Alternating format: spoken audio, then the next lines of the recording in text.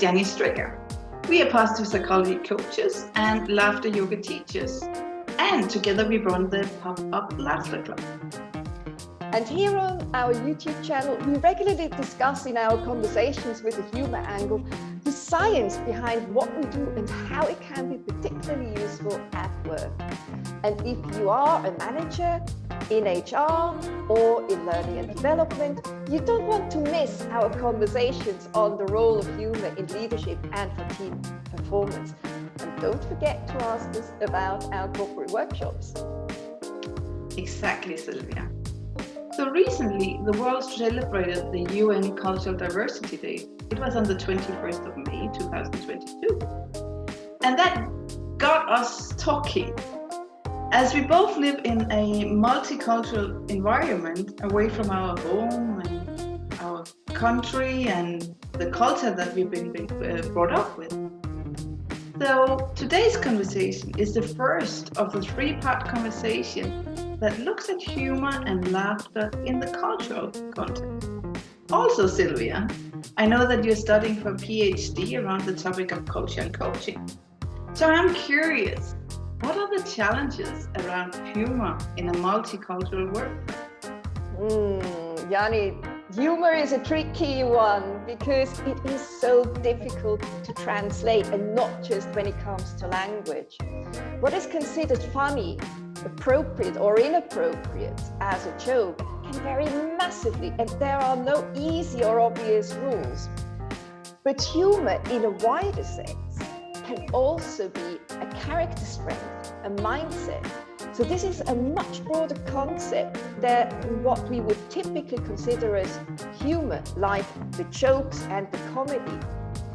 However, laughter is something universal and crosses cultural borders much easier. So we have three parts at play here. And in this conversation, let's maybe focus on just quickly what culture is, and the first part of humor, the jokes and the comedy. So then what is culture? Well, culture are the generally accepted norms, behaviors, beliefs, values that we agree upon in a particular group. And that can be any group. So it's not just nationality, but it can also be your workplace culture, your family culture. So there are a lot of rules at play here when we think about what is acceptable in a culture. And that is below the surface. And it makes it also difficult to adjust humor culturally. And here, when I talk about humor, I do mean jokes, comedy. And so what actually makes jokes funny? Well, it is in the first place about noticing that there is some kind of contradiction or a mismatch. A person says or does something that a normal person wouldn't do. So we notice that, we think about it, we realize, oh, that is funny, and then we laugh. But this decision, what is funny, is based on our cultural values, norms, beliefs. And if mine are different from yours, for example, we may be laughing about different things, or we may not see the joke at all. So maybe to stay with humor in the narrow sense for a moment, what do we need to consider before we use this type of humor, like jokes at work? So humor in the sense of comedy or jokes should be used with great care in any workplace, because each and every person has their own cultural blend that defines their humor. And we also need to pay attention to who uses humor and for what purpose do we use humor.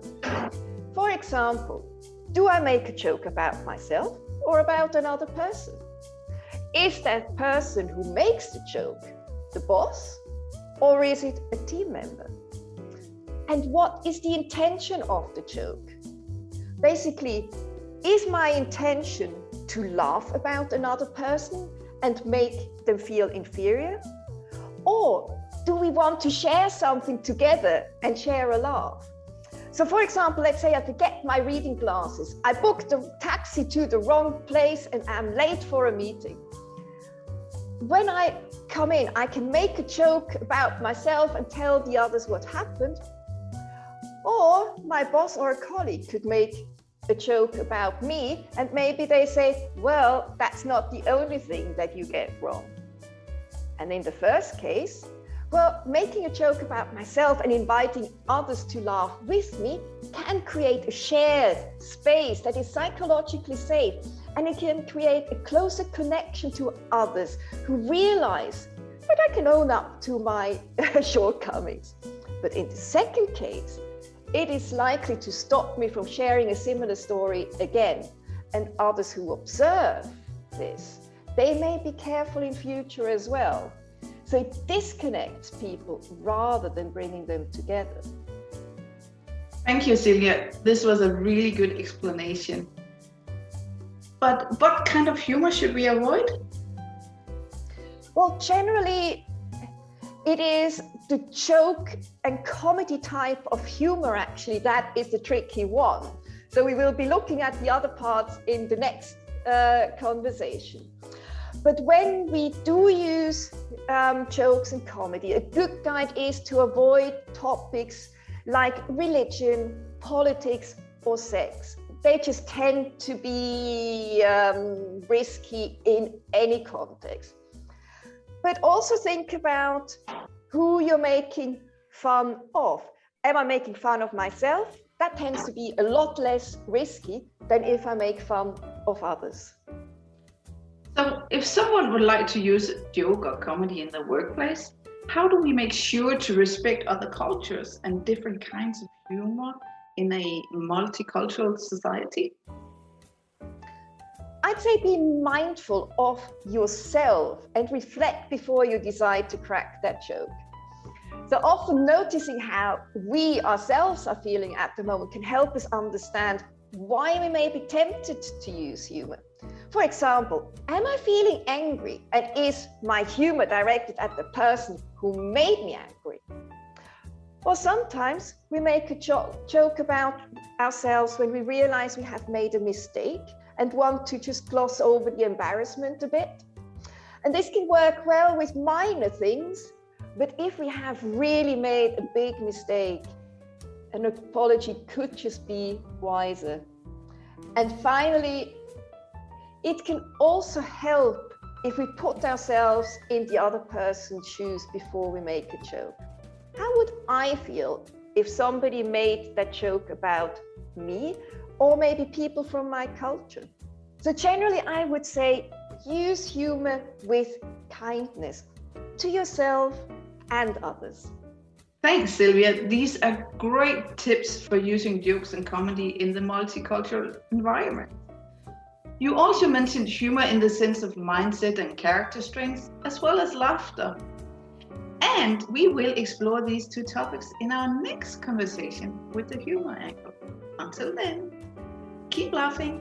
Bye. Bye. See you soon.